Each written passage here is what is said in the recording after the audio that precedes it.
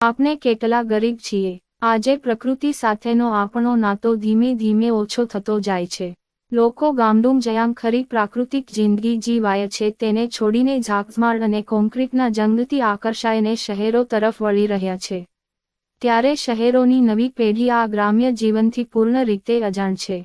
આથી ગ્રામ્ય અને શહેરી પેઢી વચ્ચે જીવનને જોવાની દૃષ્ટિની ભિન્નતા વધી રહી છે, જે આ નાનકડી વાતમાં દૃષ્ટિગોચર થાય છે, જે અંગે વિચારવું કદાચ અસ્થાને નથી।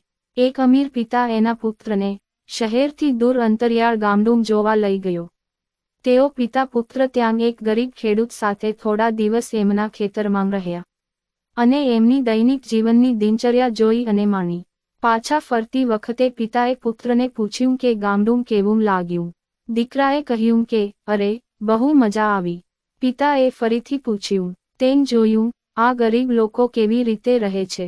દીકરાએ કહ્યું કે જોયું ને, આપની પાસે એક ડોગ છે, એમની પાસે 4 છે। આપની પાસે એક નાનકડો સ્વિમિંગ પૂલ છે, એમની પાસે આખી નદી છે। આપના ઘરમાં શેન્ડેલિયર છે, એમના માથા પર તારાઓ ભરેલું આકાશ છે।